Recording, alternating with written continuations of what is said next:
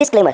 The video is just for entertainment. Our aim is not to show wrong to anyone, nor to hurt the sentiments of any community, caste, religion. This story has nothing to do with reality. If there is a match, then it will be called just a coincidence.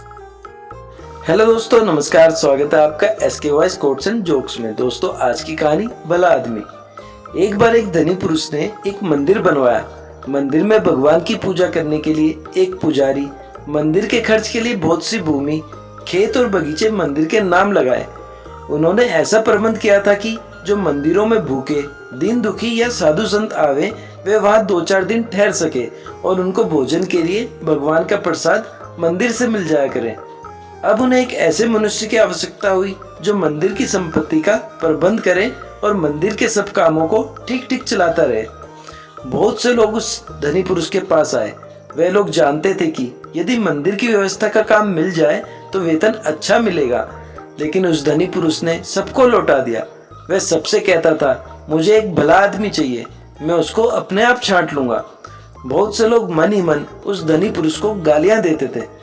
बहुत लोग उसे मूर्ख या पागल बतलाते थे, लेकिन वह धनी पुरुष किसी की बात पर ध्यान नहीं देता था।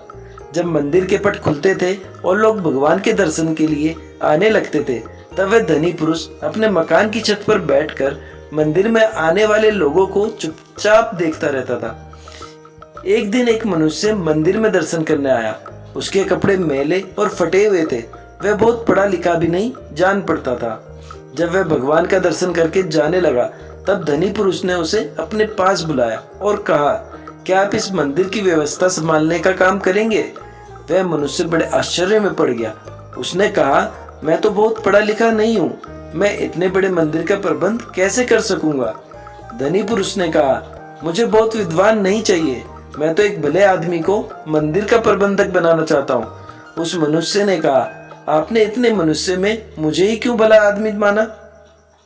धनी पुरुष बोला, मैं जानता हूँ कि आप भले आदमी हैं। मंदिर के रास्ते में एक ईंट का टुकड़ा गड़ा रह गया था और उसका एक कोना ऊपर निकला था। मैं उधर से बहुत दिनों से देख रहा था कि उस मंदिर के टुकड़े की नोक से लोगों को ठोकर लगती थी। लोग गिरते थे, लुढ़कते थे और उठकर चलते थे। आपको उस टुकड़े से ठोकर नहीं लगी, किंतु आपने उसे देखकर ही उखाड़ देने का यत्न किया। मैं देख रहा था कि आप मेरे मजदूर से फावड़ा मांग कर ले गए और उस टुकड़े को खोदकर आपने वहां की भूमि भी बराबर कर दी। उस मनुष्य ने कहा, ये तो कोई बात नहीं है। रास्ते में पड़े कांटे, कंकड़, पत्थर, लगने योग्य पत्थर, ईंटों को हटा देना तो प्रत्येक मनुष्य का कर्तव्य है। धनी पुरुष ने कहा, अपने कर्तव्य को जानने और पालन करने वाले लोग ही भले आदमी होते हैं। वह मनुष्य मंदिर का प्रबंधक बन गया। उसने मंदिर का बड़ा सुंदर प्रबंध किया। कहानी की शिक्षा। दोस्तों, इस कहानी का सार अथवा मोरल यही है कि हर मनुष्य को अपने कर्तव्यों का पालन करना चाहिए।